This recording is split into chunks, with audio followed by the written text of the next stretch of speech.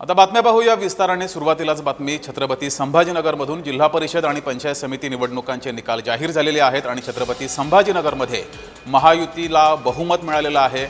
छत्रपती संभाजीनगरमध्ये महायुतीने मवियापेक्षा अधिक जागा जिंकलेल्या आहेत। पंचायत समितीमध्ये सुद्धा महायुतीचा वरचष्मा हा बघायला मिळतोय। जिल्हा परिषद आणि पंचायत समिती निकालामध्ये महायुतीने आघाडी घेतलेली आहे। महाविकास आघाडीला मोठा फटका हा संभाजीनगरमध्ये बसलाय।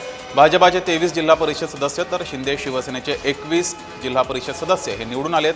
त्यामुळे छत्रपती संभाजीनगरमध्ये महायुतीने वरचष्मा राखलेला आहे। महायुतीने चांगलं यश जिल्हा परिषद आणि पंचायत समिती निवडणुकीमध्ये मिळवलंय।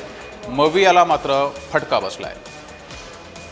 छत्रपती संभाजीनगर जिल्हा परिषद आणि पंचायत समिती निवडणुकाचे निकाल हे जाहीर झालेले आहेत आणि या निवडणुकांमध्ये महायुतीने यश मिळवलेलं आहे। मवियाला फटका बसलाय। छत्रपती संभाजीनगरमध्ये महायुतीचा एक हाती सत्ता स्थापनेकडे वाटचाल सुद्धा सुरू झाली आहे। पंचायत समितीमध्ये सुद्धा महायुतीने वरचष्मा राखलाय। भाजपाचे एकूण 23 जिल्हा परिषद सदस्य हे निवडून आलेले आहेत तर शिवसेनेचे 21 सदस्य हे निवडून आलेत।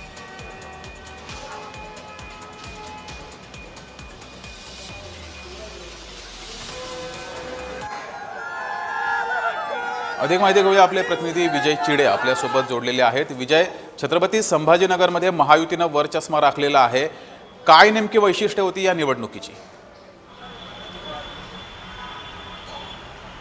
नक्कीच जर पाहिलं तर सध्या महायुतीचं सरकार जे आहे ते राज्यामध्ये आणि केंद्रामध्ये आहे। त्यामुळे प्रत्येक योजना जी आहे त्या आम्ही जनसामान्यापर्यंत पोहोचू असं आश्वासन जे आहे ते महायुतीच्या दोन्ही पक्षाकडून जे आहे ते देण्यात येत होतं। शिंदे शिवसेना आणि भाजप हे दोन्ही जे आहे ते वेगवेगळ्या पद्धतीने छत्रपती संभाजीनगरच्या निवडणुकीच्या रिंगणात जे आहे ते उतरण्याचं आपल्याला पाहायला मिळतं। सुरुवातीला भाजप आणि शिवसेना या दोघांची युती झाली होती, मात्र काही जागेवरून वाद देखील झाला आणि त्यामुळे युती देखील तुटली होती। त्यामुळे स्वतंत्रपणे दोन्ही पक्ष जे आहेत ते निवडणुकीच्या रिंगणात होते। त्यामध्ये आता भाजपला तब्बल 23 जिल्हा परिषद सदस्य जे आहेत ते निवडून आणण्यात यश आलं आहे, तर शिंदेच्या शिवसेनेला तब्बल 21 सदस्य जे आहेत ते निवडून आलेले आहेत। त्याचबरोबर ठाकरेंच्या शिवसेनेला जो आहे तो मोठा फटका यामध्ये बसल्याचा पाहायला मिळाला। त्यांचे केवळ 9 सदस्य निवडून आले।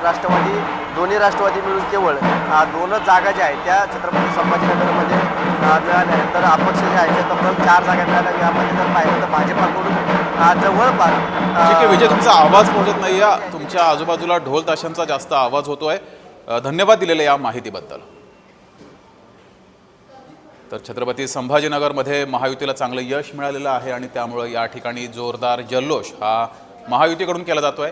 मवियाला मात्र फटका बसलेला आहे। आता यानंतर छत्रपती संभाजीनगर जिल्ह्यामध्ये पालिका निवडणुकानंतर आता जिल्हा परिषद आणि पंचायत समिती निवडणुकांमध्ये सुद्धा महायुतीला चांगलं यश मिळालंय।